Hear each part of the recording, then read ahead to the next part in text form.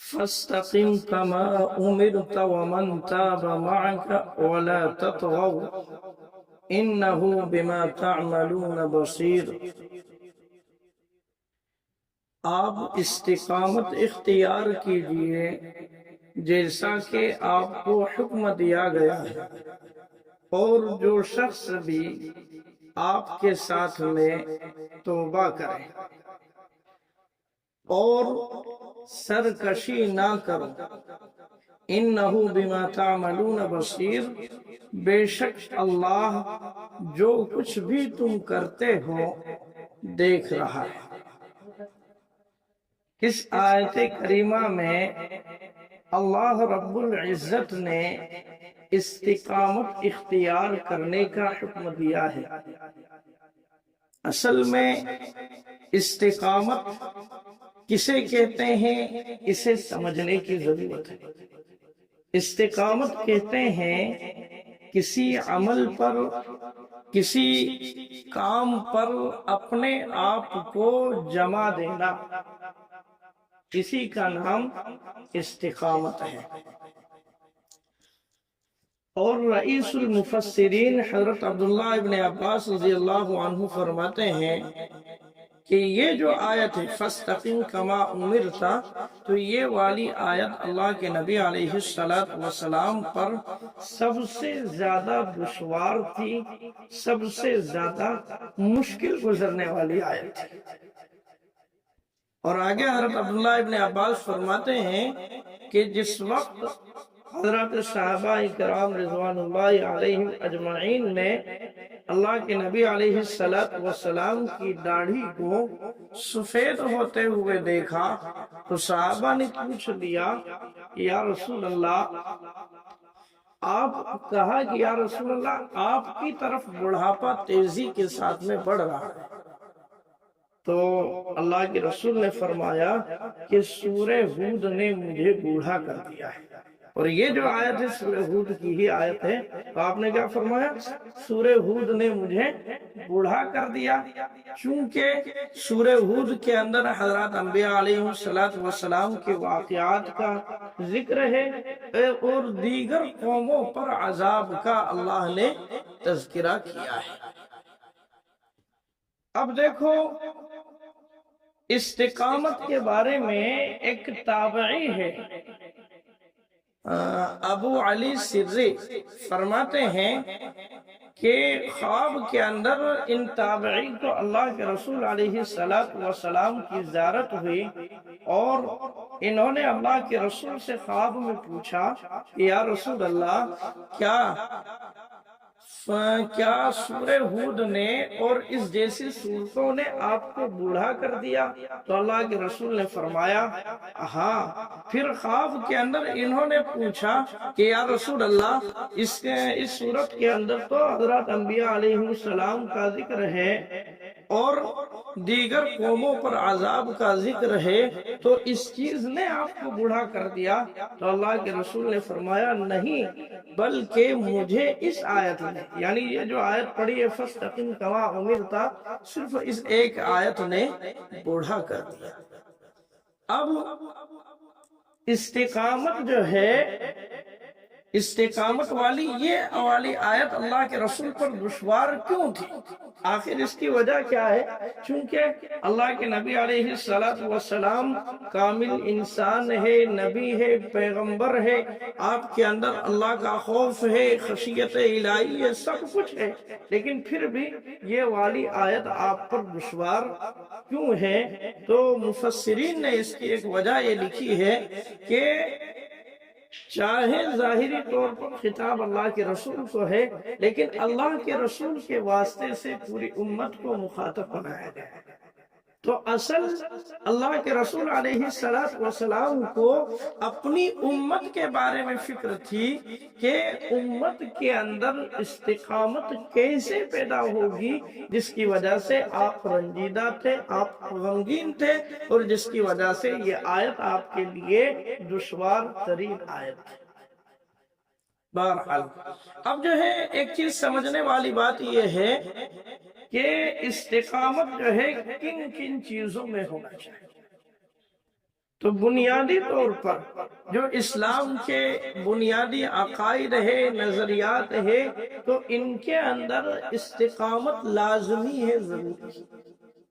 اور شریعت کے دیگر احکام اور دیگر جو چیزیں ہیں تو ان کے اندر بھی استقامت کیا ہے، ضروری ہے۔ اب بنیادی چیزیں جیسے کہ حدیث میں بنیادی اسلام کی بنیاد جو ہے 5 چیزوں پر بتلائی گئی ہے۔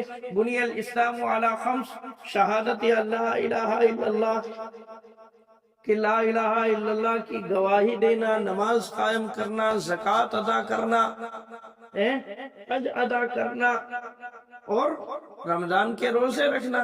تو یہ بنیادی عقائد ہیں۔ تو اس طرح کے جو بنیادی عقائد اور چیزیں ہیں تو ان کے اندر استقامت کا ہونا ضروری ہے، لازمی ہے۔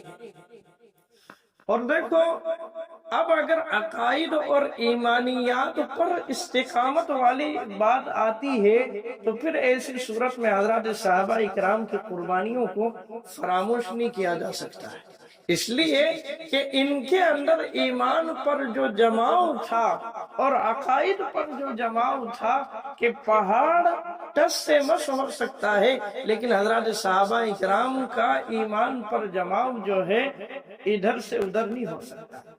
تو یہی چیز جو ہے حضرات صحابہ کرام کو مکمل طور پر ایمان پر کیا ہے، جمائے ہوئے تھی، ان کے اندر استقامت کوٹ کوٹ کر کے بھری ہوئی تھی۔ اب اسی لیے اس آیت کے تحت میں جو ہے علماء نے ایک واقعہ بطور خاص لکھا ہے۔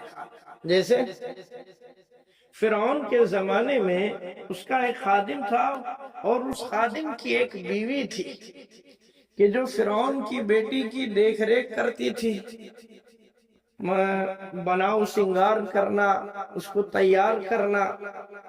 اب لیکن یہ جو عورت تھی یہ اللہ پر ایمان رکھتی تھی، فرعون کو اپنا رب نہیں مانتی تھی، لیکن فرعون سے اپنے ایمان کو چھپائے ہوئے تھی۔ اب اتفاق سے یہ عورت فرعون کی لڑکی کی خدمت کر رہی تھی، بناؤ سنگار کر رہی تھی، اور اتفاق سے اس عورت سے نیچے زمین پر کنگھی گر جاتی ہے، اور کنگھی کو اٹھاتی ہے تو بسم اللہ پڑھ کر کے اٹھاتی ہے یہ عورت، جس کی وجہ سے فرعون کی بیٹی نے کہا کہ مجھے لگتا ہے کہ تو میرے باپ کے علاوہ کسی اور کو اپنا رب مانتی ہے، اپنا خالق کو مالک مانتی ہے۔ تو اس عورت نے کہا کہ ہاں، میرا رب وہ ہے کہ جو آسمان و زمین کا رب ہے، جو میرا بھی رب ہے، تیرا بھی رب ہے، اور تیرے باپ کا بھی رب ہے۔ میں تیرے باپ کو اپنا رب نہیں مانتی ہوں۔ تو یہ فرعون کی بیٹی رونے لگی۔ جب فرعون کو پتا چلا تو رونے کا سبب پوچھا تو اس نے بتایا کہ ایسی بات ہے کہ وہ آپ کو اپنا رب نہیں مانتی ہے۔ تو فرعون نے اپنی اس خادمہ کو بلایا اور اس سے پوچھا تو اس نے یہی بات دہرائی۔ تو فرعون نے اس سے کہا ڈراتے ہوئے، دھمکاتے ہوئے کہ دیکھ تیری 2 بیٹیاں ہیں، تو اپنی ان حرکتوں سے باز آ جا، رک جا، ورنہ میں تیری ان دونوں بیٹیوں کو موت کے گھاٹ اتار دوں گا۔ تو اس عورت نے کہا کہ 2 بیٹیوں کی کیا دھمکی دیتا ہے، بلکہ اگر تو دنیا کے تمام انسانوں کو موت کے گھاٹ اتار دے تب بھی میں تیرے کو اپنا رب ماننے کے لیے تیار ہوں۔ فرعون نے اس کی دونوں بیٹیوں کو بلایا، پہلے بڑی لڑکی کو جو ہے زمین پر لٹایا اور اس کو جو ہے ذبح کر دیا، موت کے گھاٹ اتار دیا۔ پھر چھوٹی لڑکی کو بلایا، اس کو ذبح کر دیا، موت کے گھاٹ اتار دیا۔ پھر اس عورت کا نمبر آیا، اس کو لٹانے لگے تو یہ عورت جو ہے گھبرانے لگی، بے چین ہونے لگی۔ ہوتا ہے انسانی تقاضے کی وجہ سے بعض مرتبہ ایسا ہوتا ہے۔ بہرحال تو اس کی جو لڑکی موت کے گھاٹ اتر چکی تھی، چھوٹی والی لڑکی، تو وہ بے ساختہ بولنے لگی زبان سے کہ ماں گھبرانے کی ضرورت نہیں ہے، تو اس پر صبر کر لے، اللہ نے تیرے لیے جو ہے جنت تیار کر رکھی۔ تو یہ جو ہے ایمان پر استقامت والی بات ہے۔ آج جو ہے موجودہ دور کے اندر جو ہے ایمان سے ہٹانے والی جو ہے بات چل رہی ہے کہ مسلمانوں کو کس طریقے سے جو ہے ایمان سے ہٹا دیا جائے۔ یہ جو ہے مسلمان صرف اور صرف جو ہے نام کے باقی رہے، کام کے مسلمان باقی نہ رہے، تو اصل اپنے آپ کو ایمان پر جمانا، اس کے عقائد پر جمانا، یہی اصل جو ہے استقامت ہے، یہی اصل ایمان ہے، اور یہی چیز جو ہے ہمارے کام آنے والی ہے۔ اگر انسان کا ایمان اور عقیدہ درست ہی نہ ہو تو پھر جو ہے اس کے اندر استقامت نہیں رہ سکتی، وہ ایمان پر باقی نہیں رہ سکتا ہے، اس کا ایمان جو ہے چھن جائے گا، سلب ہو جائے گا۔ تو اس لیے اس آیت کریمہ کے اندر خاص طور سے ہمیں ایمان پر جمنے کی بات اللہ رب العزت کی جانب سے کہی جا رہی ہے۔ اس لیے انسان کو اپنے ایمان کے بارے میں خاص طور سے فکر مند ہونے کی ضرورت ہے، اور ایمانی تقاضوں پر اور ایمانی اعمال پر اپنے آپ کو ڈالنے کی ضرورت ہے۔ اللہ تعالی ہمیں ایمانی اعمال پر اور عقائد پر جمنے کی توفیق عطا فرمائے۔ اللہ تعالی ہمیں اس آیت کا صحیح معنی میں مصداق بنائے۔ وما توفیقی الا باللہ۔